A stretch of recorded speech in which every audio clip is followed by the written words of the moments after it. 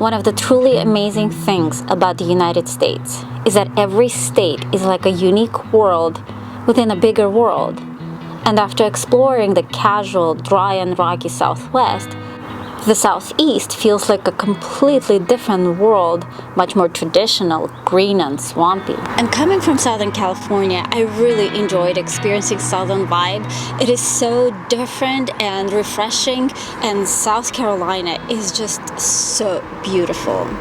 We had a great itinerary. We started our trip in Charleston, explored its history, architectural beauty, nature, food, and made some amazing day trips to the islands, Cypress Gardens, and Congaree National Park. Charleston, the Charlestown in honor of King of England Charles II, was founded in 1670.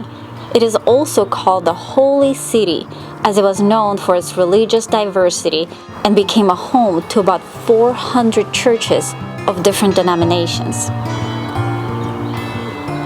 Sounds of church bells felt really like a part of the bloodstream of the city. We could hear them when we wandered these fairy tale-like cobblestone streets, and it felt like such a Charleston experience. Very soon after the city was founded, they started building these beautiful Charleston-style houses, tall and colorful. At least 1,500 of these buildings are still standing today. And they have not always been so pretty in pastels.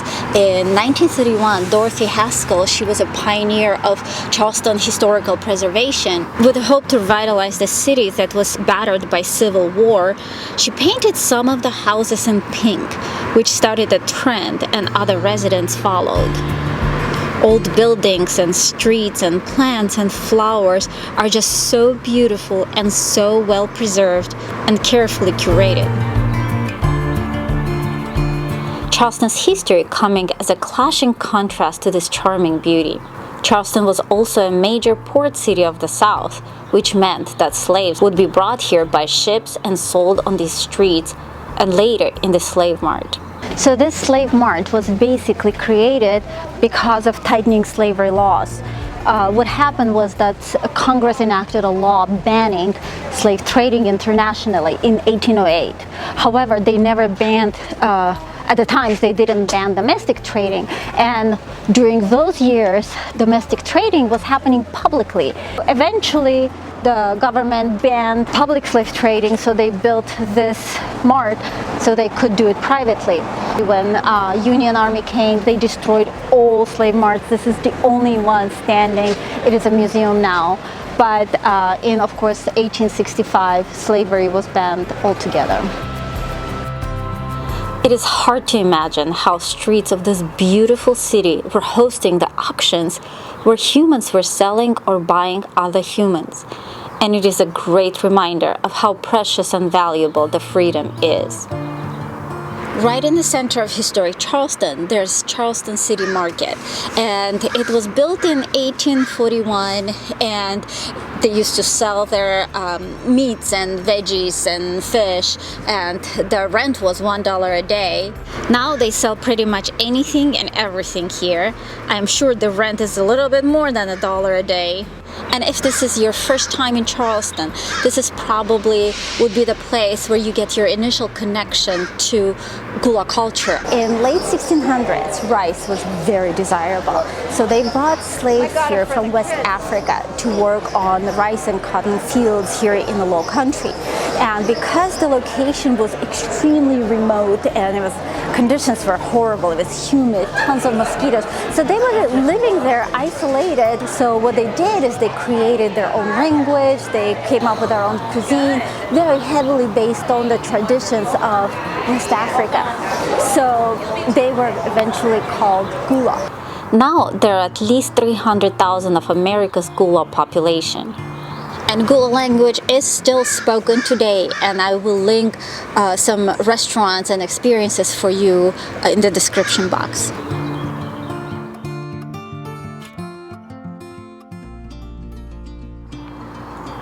Once you get yourself out of the history zone, Today's Charleston is so charming and calming and so delicious. Given that here is such of an abundance of oysters, there are tons of great oyster bars, and that was my diet for the few days. We had lunch at Leon's, and it was so good. The best fried oysters I've had so far. So scientists are saying that people started enjoying shellfish 164,000 years ago. So if you thought that we're so modern, I guess we're not that modern, and we're just repeating what they were doing. But only up to the 19th century, people were using it and enjoying it. And in the 19th century, there was so much of it that rich were using it and poor were using it. And then, of course, after that, we overfished it so much that by mid-20th century, it was very low amount of oysters and shellfish was available. So that's probably why we're paying the big bucks for this. But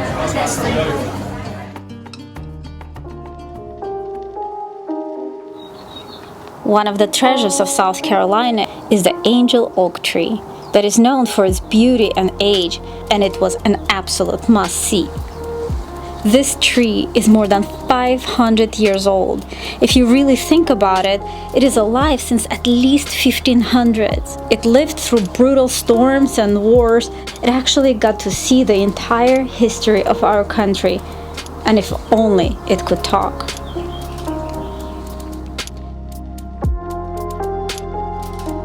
Because of its age, the angel tree grew to be 66 feet tall, and its shade covers 17,000 square feet.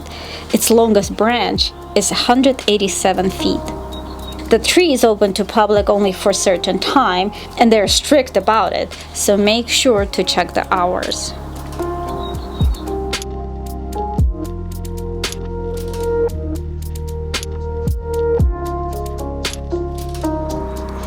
Oak trees are a big part of South Carolina's nature.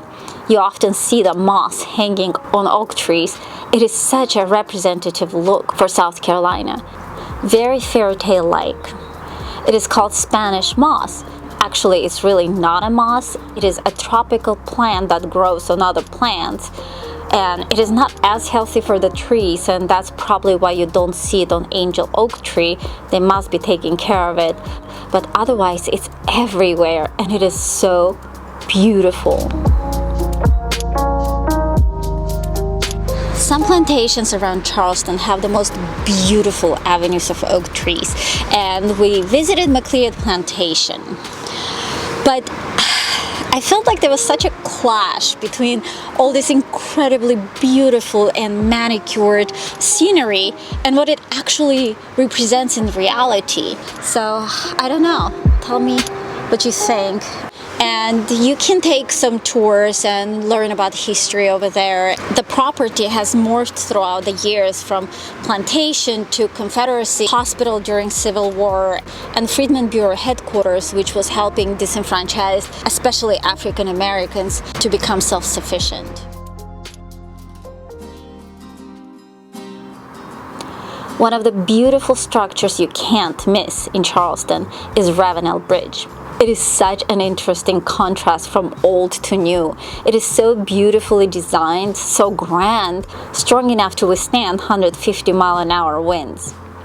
It was actually built only in 2005, very recently, and it replaced old bridge that was for 80 years standing there and part of the skyline, and that old bridge was already so unsafe.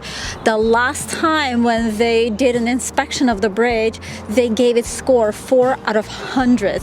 So I'm glad they replaced it, but this bridge is amazing. But yeah, we ended the day with this gorgeous sunset from Mount Pleasant, a beautiful representation of the past being replaced with present and future. Tomorrow, sun will rise again and give us another chance on life, and that is really a cool thing.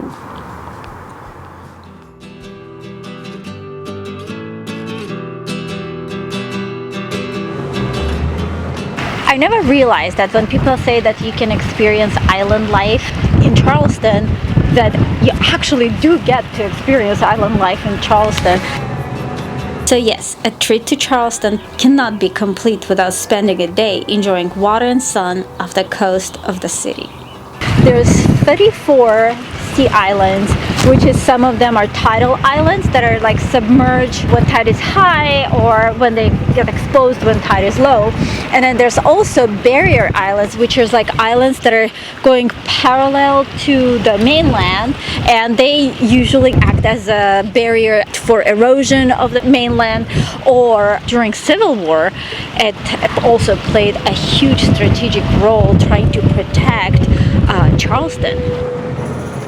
Most of the islands here are famous for incredible long and wide sandy beaches. Some are bustling with attractions, some are tranquil, and some are historic. I linked in the description a list of 25 islands and what they're known for, so for sure, check it out. We drove to Jones Island to take a boat tour. It is a barrier island, one of the largest on the East Coast, larger than Long Island. And while it is just a few miles away from downtown Charleston, it certainly feels like a world away, chill and casual. This area has a very unique salt marsh tidal creek ecosystem. It is basically a grass-dominated land where water covers ground for long periods of time. Here are hundreds and thousands of acres of salt marsh tidal creeks in Southeast. People of South Carolina are devoted to raising awareness and preserving the nature here. We rowed our boat to Morris Island, a truly unique and beautiful island. It is burdened by a tragic history of Civil War, as one of the biggest and bloodiest battles happened here. The Confederates were using this island to protect South Harbor of Charleston, and the Union Army needed to capture it so they could advance into Charleston. Thousands of soldiers on both sides were captured, wounded, or killed and buried here in a mass grave. I was amazed what an incredible abundance of oysters you find here. Native Americans who lived here relied heavily on the extensive oyster beds found in the tidal creeks. We hang out at Bowen's Island, a 13-acre island near Folly Beach, and enjoyed locally harvested oysters at their Bowen's Island oyster joint. It's not even from farm to table, it's more like from backyard to table, and it was so good.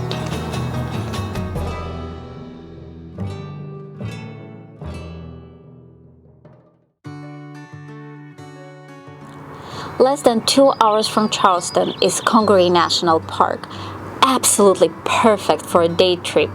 It's over 26 acres of bottomland and upland forest, one of the tallest in the world. It's most of the time covered by floodwaters from Congaree and Water rivers. Just an idea? You can stop by Vicious Biscuits in Summerville on your way. It will definitely fuel you up. As first-timers, we went on Boardwalk Loop Trail, an easy 2.5-mile walk that starts at the visitor center and then ascends into the forest. And it is so beautiful.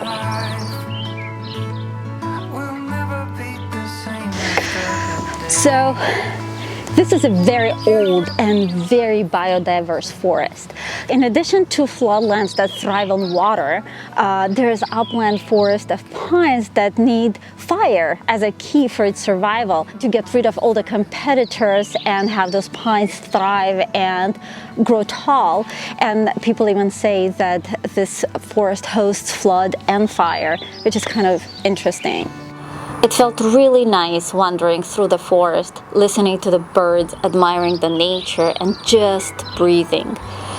These trees have been here for centuries, covering a huge territory, but a lot of the forest acreage was cut for lumber during industrialization and expansion. And for many years, people advocated for this forest preservation that eventually led to creation of the park.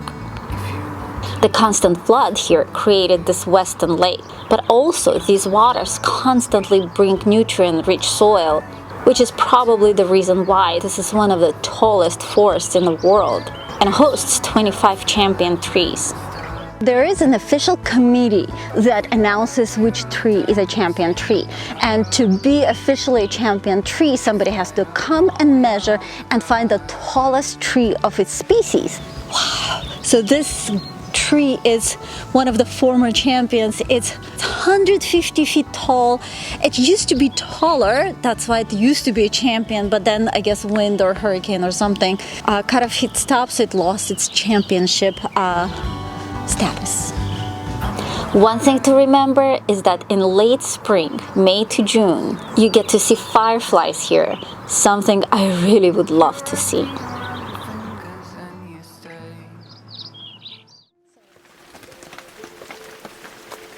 On the way back, it started raining hard, but I'm so glad that we decided to stop by Cypress Gardens. It was such a magical way to end our trip.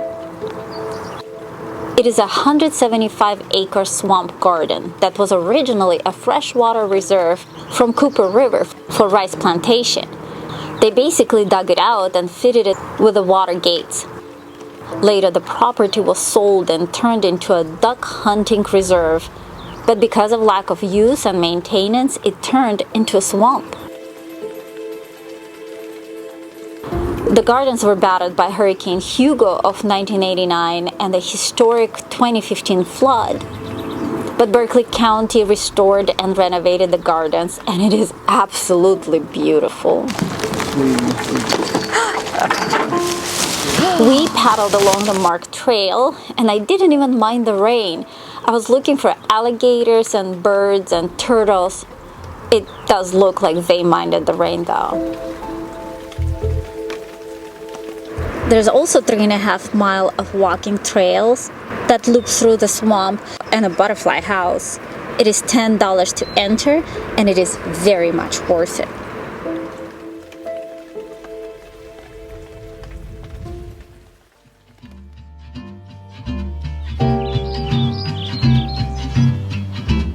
Ever since I started my travels for documenting America, I became a big fan of experiencing local culture and place by living a local life for whatever time I have.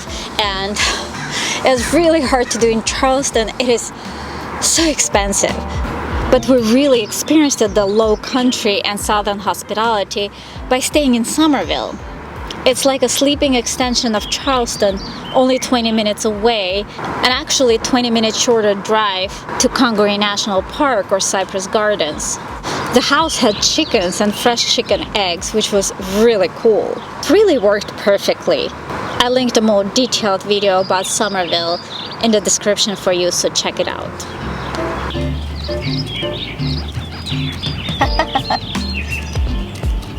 Well, this is it, you guys. I hope you enjoyed the video. Please like it if you liked it, and subscribe, and follow me on Instagram, and all the links are in description below. And also please consider contributing on Patreon. It is really helpful to create more content for you. I travel to 50 states of the United States and explore life and culture and nature of each destination and share my experiences with you. And yeah, thank you so much for watching, and I'll see you in the next video.